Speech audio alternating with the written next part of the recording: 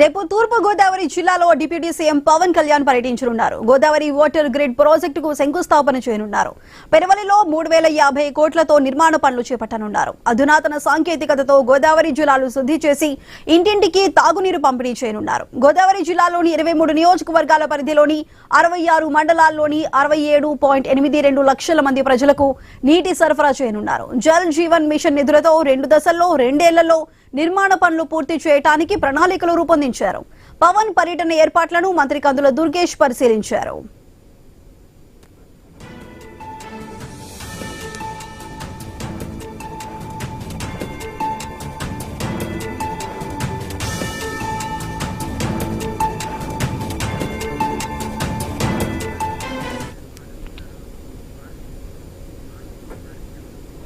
రేపు తూర్పు గోదావరి జిల్లాలో డిప్యూటీ సీఎం పవన్ కళ్యాణ్ పర్యటించబోతున్నారు. గోదావరి వాటర్ గ్రిడ్ ప్రాజెక్టుకు శంకుస్థాపన చేయబోతున్నారు.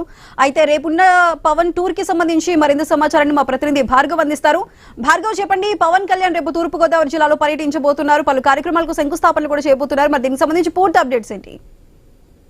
రేపు ఉదయం పవన్ కళ్యాణ్ రాబోతున్నారు. తూర్పుగోదావరి జిల్లా నిడదవోలులో ఆయన పర్యటించి పెరవలి వద్ద జాతీయ రహదారి పక్కనే గోదావరి వాటర్ గ్రిడ్ కు ఆయన శంకుస్థాపన చేయబోతున్నారు. 3050 కోట్ల రూపాయలతో కూడా జరగబోతున్న ఈ నిర్మాణ పనులకు ఆయన శంకుస్థాపన చేయడంతో చిరకాల వంచగా గోదావరి జిల్లాల ప్రజలకు మిగిలిపోయినటువంటి గోదావరి జిల్లాల తాగునీరు ఏదైతే ఉందో గోదావరి జలాలు ఇంటింటికి కూడా తరలించేటువంటి ప్రక్రియకు సంబంధించి శ్రీకారం చుట్టబోతున్నారని కూడా చెప్పుకోవచ్చు. ప్రధానంగా అటు ఉమ్మడి తూర్పు గోదావరి జిల్లాలో 1650 కోట్ల రూపాయలతో, అలాగే ఉమ్మడి పశ్చిమ గోదావరి జిల్లాలో 1400 కోట్ల రూపాయలతో కూడా ప్రజలకు తాగునీటి సమస్యకు శాశ్వత పరిష్కారం దిశగా కూడా ఈ కార్యక్రమానికి పవన్ శ్రీకారం చుట్టబోతున్నారు. జల్ జీవన్ మిషన్ నిధులతో 2 దశల్లో జరిగే ఈ నిర్మాణ పనులకు సంబంధించి 2 ఏళ్లలో ఈ వాటర్ గ్రిడ్ ప్రాజెక్టు పూర్తి చేసే విధంగా కూడా చర్యలు తీసుకోబోతున్నారు. పెరవలిలో ఉన్నటువంటి జాతీయ రహదారి 216A దగ్గర ఉన్నటువంటి ఆర్కే రైస్ మిల్ సమీపంలో కూడా భారీ ఎత్తున ఈ శంకుస్థాపన కార్యక్రమానికి మంత్రి కందుల దుర్గేష్ ఆధ్వర్యంలో కూడా ఏర్పాట్లు చేస్తున్నారు. ఇప్పటికే అటు మంత్రి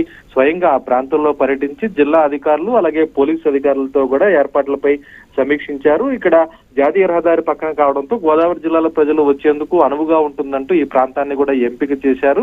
తణుకు దాటిన తర్వాత పెరవల్లి జాతీయ రహదారి పక్కనే ఉన్నటువంటి ఈ సభా ప్రాంగణం ద్వారానే అటు గోదావరి జలాలన్నీ కూడా అటు ఉభయ గోదావరి జిల్లాలకు తరలించేటువంటి ప్రక్రియ అయితే ప్రారంభం కాబోతుందని కూడా చెప్పుకోవచ్చు. ఖచ్చితంగా 2 ఏళ్లలోనే ఈ ప్రాజెక్టు పూర్తి చేసే దిశగా ఏర్పాట్లు అయితే ముమ్మరంగా జరుగుతున్నాయి. అయితే మొత్తం 5 జిల్లాల్లో ఉన్నటువంటి 23 నియోజకవర్గాల్లో 66 మండలాల్లోని 67 లక్షల మంది ప్రజలకు ఈ తాగునీటిని ఇంటింటికి కూడా కుళాయి ద్వారా అందించే విధంగా ఈ ప్రాజెక్ట్ అనేది వాటర్ గ్రిడ్ ప్రాజెక్ట్ అనేది అతిపెద్ద ప్రాజెక్ట్ గా కూడా చెప్పుకోవచ్చు.